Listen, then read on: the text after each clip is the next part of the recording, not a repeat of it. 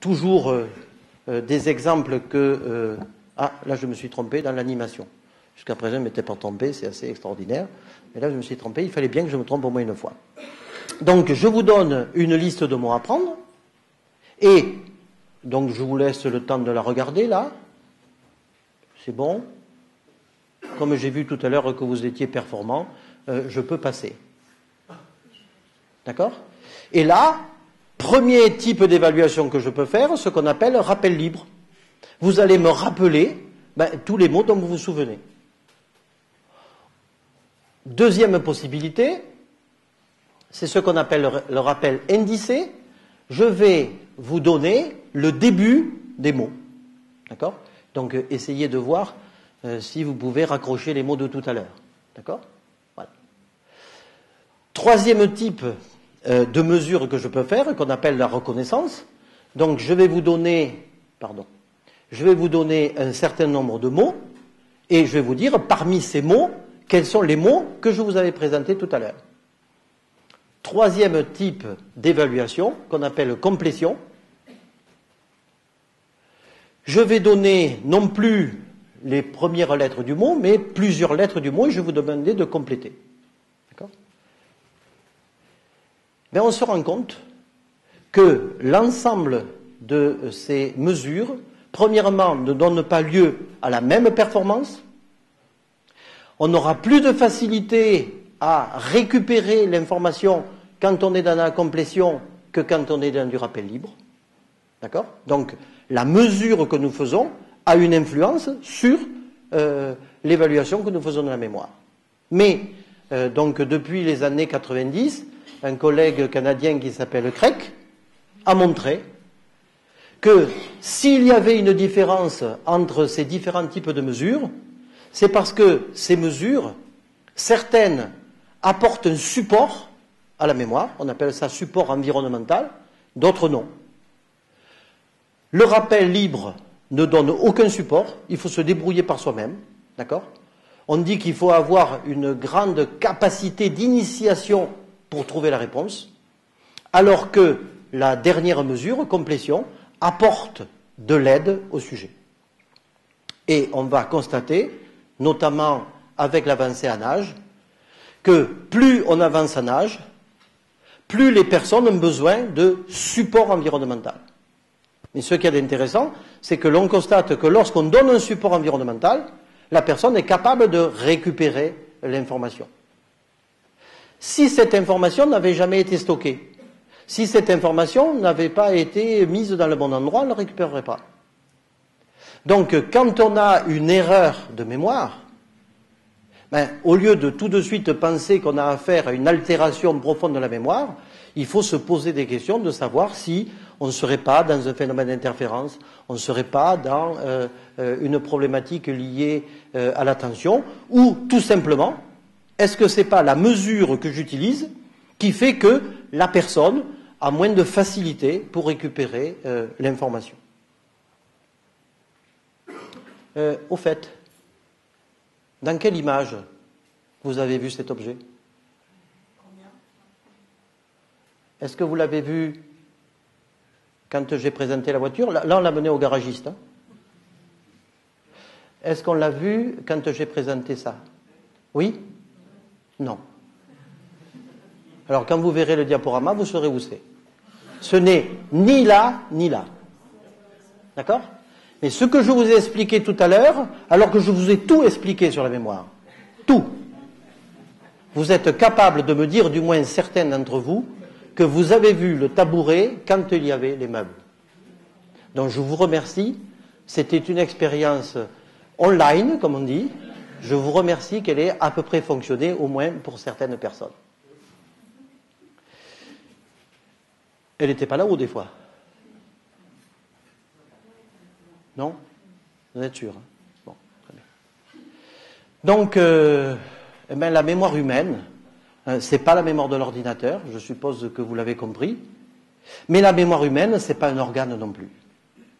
Pourquoi je veux terminer là-dessus? Parce que aujourd'hui, la question de la mémoire devient une grande préoccupation sociale, pour différentes raisons. Ça, je ne m'étendrai pas trop, parce que sinon, après, je vais dévier largement sur d'autres considérations. Donc, si la mémoire, c'est pas un organe, c'est pas un objet particulier, alors que mes collègues me pardonnent, c'est pas en faisant ce type d'activité que l'on va améliorer sa mémoire.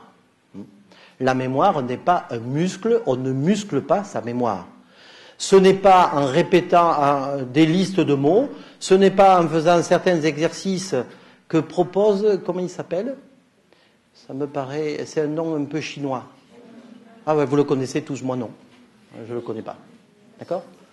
Donc, ce n'est pas ça. Si vous voulez faire en sorte de maintenir une activité de mémoire à peu près potable, c'est pas ce type d'exercice qu'il faut faire. C'est ce type d'exercice qu'il faut faire. Donc, taillez vos rosiers. On peut se demander, mais pourquoi tailler des rosiers, ça aide à la mémoire? De la même manière que d'autres vont se promener je ne sais où. D'accord? Pourquoi? Mais parce que, figurez-vous que si on analyse ce type de tâches, ce sont des tâches qui sont complexes. Même la taille de rosier est quelque chose de complexe. Parce que vous êtes obligé de prendre des décisions quand vous taillez un rosier. Et surtout, vous êtes obligé d'anticiper ce que sera demain le rosier. D'accord? Donc c'est une activité intellectuelle qui est très très très intense. De la même manière, quand vous vous promenez quelque part sur une montagne en train de marcher, ça paraît tout à fait naturel. On peut se demander en quoi c'est une activité complexe. Eh bien, je ne vous le souhaite pas. Mais foulez-vous une cheville ou y ait une entorse. Vous verrez que la marche devient quelque chose d'un petit peu plus compliqué. D'accord? Si, comme ces personnes, vous avez un certain âge et qu'ensuite vous avez un sac à dos, si on vous enlève le bâton, vous verrez que l'activité n'est pas aussi simple. Parce que quand on fait une activité physique, quelle qu'elle soit, on ne peut jamais savoir exactement ce que seront les conséquences de nos actions. On est obligé de réajuster en permanence ce que l'on perçoit en fonction de ce que l'on a fait. C'est une activité complexe. Bon, ça ne marche pas. Donc, ma conclusion, c'est que la mémoire humaine, c'est une trace des traitements. Ce n'est pas des boîtes. On se souvient des traitements que l'on a faits. Moi, je dis processus parce que ça fait mieux, mais traitement, ça convient à tout le monde. J'ai essayé de faire un petit schéma. Imaginons que ça, ce soit quelque chose qui représente une connaissance. La mémoire, ce n'est pas de retenir cela. La mémoire, si vous faites de l'activité, va faire à un moment donné que, si ça marche, eh bien, l'activité va renforcer un certain nombre de liaisons. C'est celles qui sont un petit peu plus foncées. Et on va se souvenir de ces liaisons-là. Mais quand on fait cette activité, surtout si elle est complexe, on va s'apercevoir que, alors que pour aller du point gauche, je suis nul, hein. Voilà. Pour aller de ce point à celui-là, ici, il fallait faire ça. Mais on va s'apercevoir qu'il y avait peut-être une solution qui était ici. Donc certains diraient que ça ressemble à de l'apprentissage. Et peut-être qu'en définitive, ce qu'est véritablement la mémoire humaine, c'est la capacité du système cognitif à garder la trace des expériences et uniquement des expériences. C'est-à-dire des liaisons et pas forcément du contenu. Donc je vous ai dit qu'on pouvait améliorer, entre guillemets, ou maintenir sa mémoire.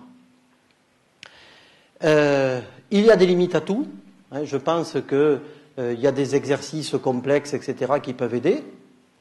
Mais il y a peut-être fondamentalement quelque chose à savoir. C'est que l'être humain, depuis qu'il naît jusqu'au moment où il disparaît, est obligé de s'adapter à la situation. Et que le vieillissement, il se fait tous les jours. Depuis que vous êtes né, vous vieillissez. Le vieillissement, ce n'est pas uniquement quand on a plus de 65 ans. D'accord?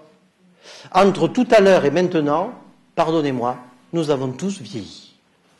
Or, on sait, depuis quelque temps, que le vieillissement, c'est un compromis permanent que l'on doit trouver entre des exigences de la tâche, des capacités et des astuces pour faire face à mes limites. Vous pouvez réfléchir à toutes les situations depuis que vous êtes né, vous avez toujours trouvé des limitations. Vous ne pouvez pas tout faire. À un moment donné, il va falloir trouver des astuces pour peut-être pallier les lacunes que nous avons.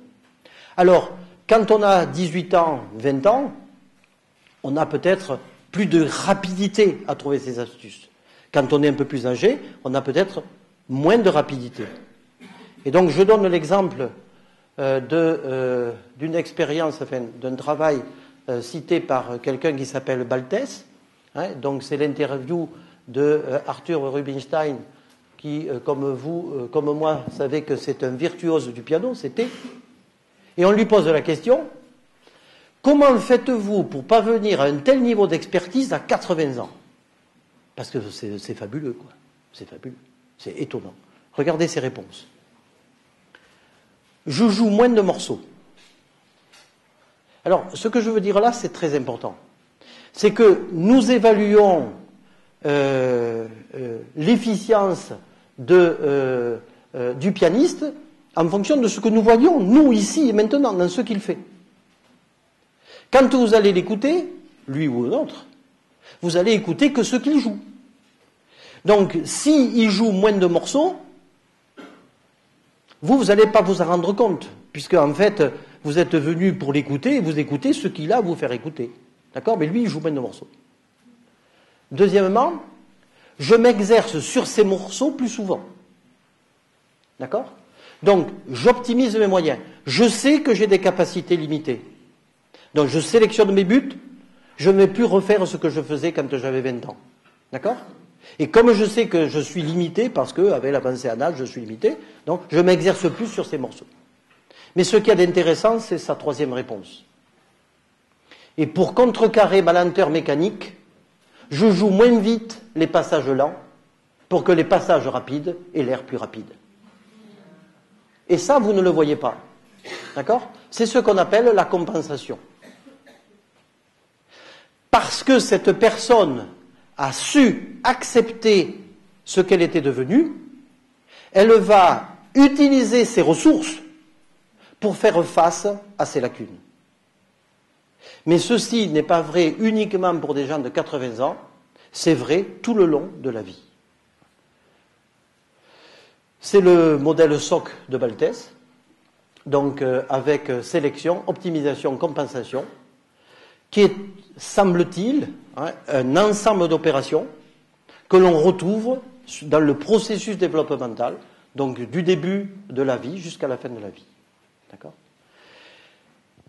Cette perspective-là, pour moi, elle est intéressante, parce qu'elle met l'accent sur deux choses.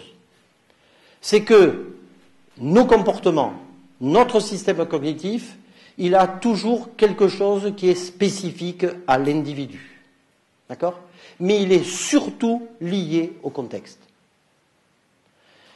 Et donc, le système cognitif, la mémoire, est quelque chose d'éminemment dynamique. C'est quelque chose qui se modifie perpétuellement, qui se modifie en fonction de la situation, de la tâche qui est demandée, du contexte. Et ici et maintenant, vous pouvez présenter une efficience particulière. Tout à l'heure et ailleurs, vous n'aurez pas la même efficience. D'accord ? Donc, je vous remercie de votre attention.